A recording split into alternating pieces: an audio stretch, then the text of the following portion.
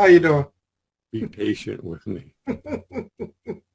I was thinking about you today, actually, and I thought to myself, I said, I wonder what he would share if he could share anything without restraint. I feel like there's some things that you want to say that you don't say, and I try to prompt you to say those things, but I can't get you to let them out. So I believe that you're holding some things back. That's my opinion. Well, the point is that what I don't reveal is personal. I don't want your personal stuff. No, no, no, no, no, Okay. no. But it would contain that to tell you something. Okay. Okay. You understand? You're telling them their story. And the reason why I bring this up is because I had a conversation with a gentleman, and I won't name his name, but he's insistent on believing that in order for you to validate what it is that you say, you need to tell your story. And I tell him that's not the case. You don't need to know Mr. Lindell's story to know that what he's saying to you is true. What you need to do is practice it, do it, Test it. test it. That's all you need to do is test it. I'm not telling you anything you can't test first person, present tense experience. So if you want to know, sit down, shut up, listen to what's going on in your head, because that's where it's all at. Yeah. All this out here is a mirage. Mm-hmm. This is a virtual reality.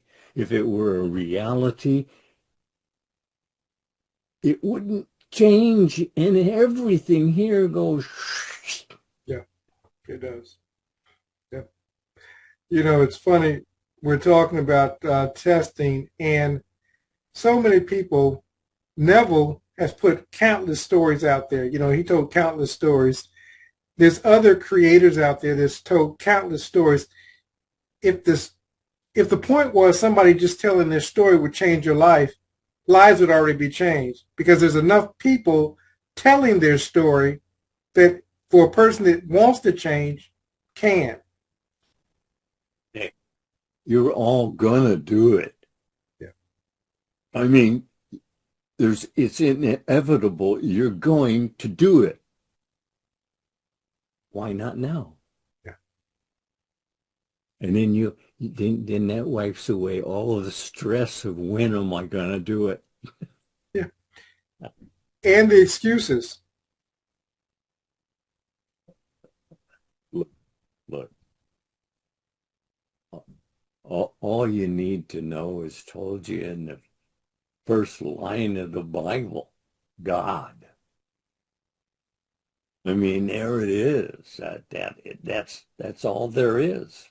It's all God. All of it, all the whole thing, everything right here. I'm with you always. I will never leave you. I mean, doesn't it indicate right now? Right now and forever. See, see, that's why I have you to watch what I say. That I'm not saying something that isn't there. You understand? It isn't really in Scripture because this is coming through me a little faster than my brain can wrap around it and spit it out. So sometimes I'll get a word or two here or there out of place, and I don't intend to, but then, you know something? Every time that happened, though, I hear about it for weeks. Yeah, people will remind you. Yeah, really. So, just kind of watch me because I get carried away sometimes.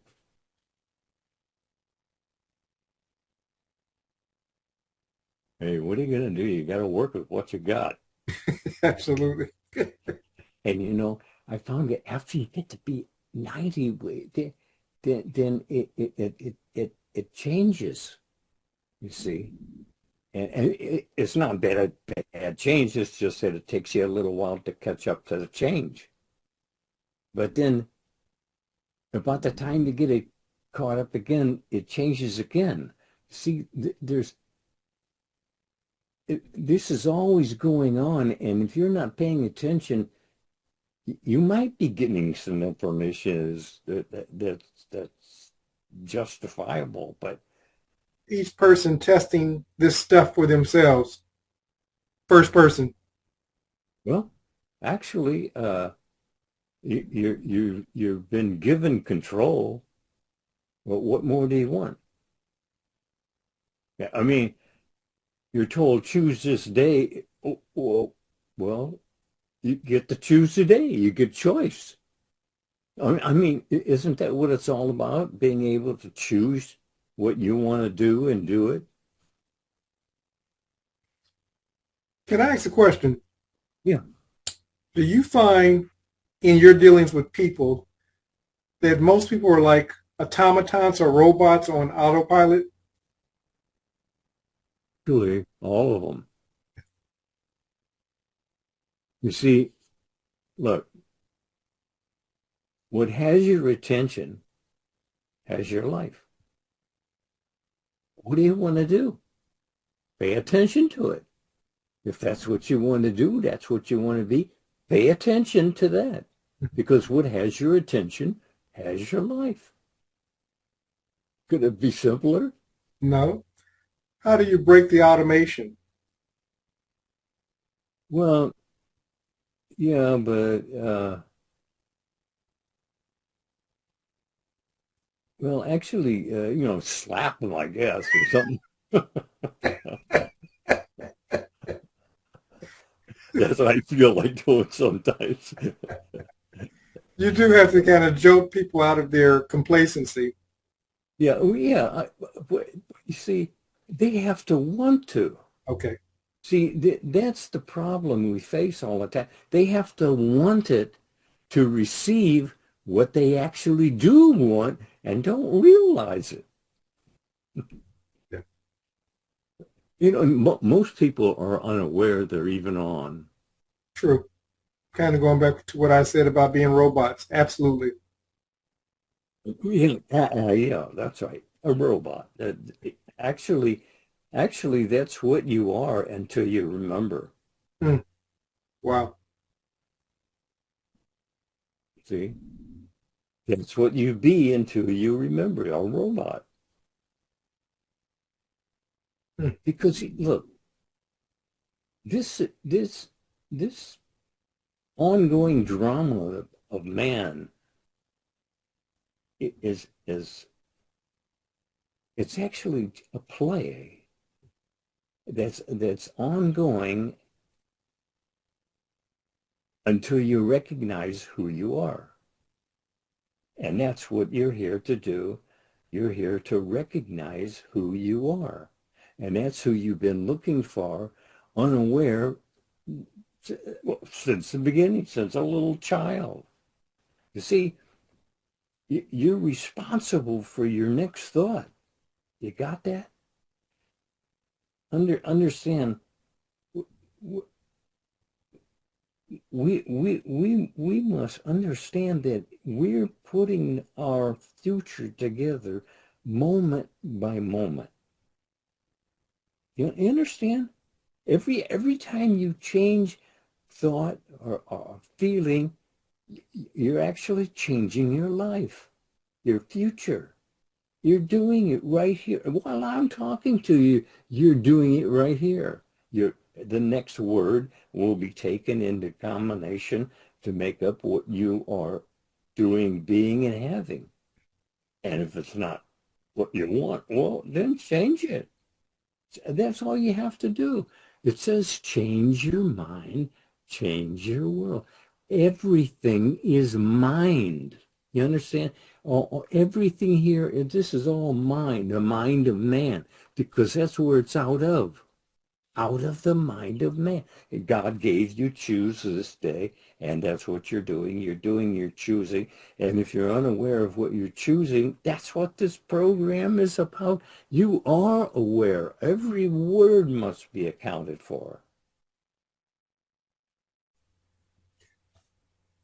But, the dilemma for most people, and I'm thinking again about the young man that said, I need to hear Lindell's story. Now, this is not about your story, but the dilemma for most people is that they think that they've changed their mind.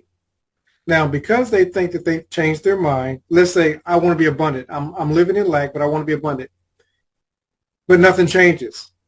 The truth of the matter is reality is reflecting what they're really thinking because that's what's still showing up.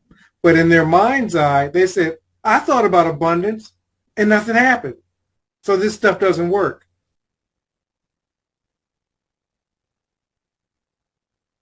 He just gave up. You stopped. You gave up. He says, okay, stop. See, what you don't really realize is that every word must be accounted for. You see, people run off at the mouth about it, and they don't realize that they're responsible for their next thought. You understand? You just gave your life to the next thought. Was it lovely and of good report? But if it wasn't, well, look out. Look out. You know, we damage pretty easy. You understand? Even now, I can't, I don't take the rough terry cloth towel and rub my skin too hard. My God, I'll be bleeding. You know, everything changes, but you have to be ready for the changes, and you can be. See, you're given to always you can't think two thoughts at the same time. That's impossible. Is that correct? That's absolutely correct. I want to go back to something you just said. Okay. You said everything changes, but you have to be ready for the change. Most people aren't ready for the change. They think that they're ready for abundance. They think that they're ready for that loving relationship. They think that they're ready for better health. They think that they're ready to get older, but they're not. So when it happens, they're kind of dismayed. Have you found that to be true? Tells you very clearly, as you think you are. Why are you thinking like that if you don't want it? Because you're very plainly told, as a man thinketh in his feeling nature, his heart, so is he. You are that regardless of what else is going on in the world. That's what you are. Why are you concerned about what's going on outside of you if you're not even listening to what you're just talking to yourself about? And then you don't deny it. It's you denying you freedom. That's all's happening. That's what you're captivated by. Your own ideas, your own attitude, your own, like I said, all these books of the great minds down through the centuries, every one of them agree one thing: man is his attitudes. And you can change an attitude. So you're free to do so, and you're even encouraged to do so. If a man would order his conversations aright, he would be shown salvation. Is that not what you're here for? Is that actually not what you're here for? Take it.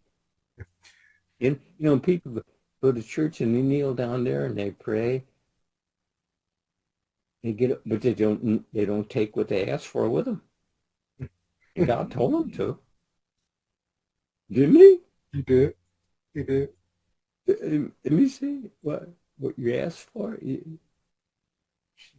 Take it with you. I had a half a dozen of Neville's tapes, and I listened to them at least one every night for years before it actually touched base. I began thinking differently. The importance of having a CD, because what has your focus has your life. Think about it. We're not asking you to join anything, but you have to have the CDs. You have to have the DVDs. You have to listen to them. It's you training this. Listen, listen, listen. But as Mr. Lindell stated, you have to listen to them repeatedly. And again, for those who are interested, click the link below and it will take you to the 4 CD set, and you'll be able to transform not only your mind, but your world.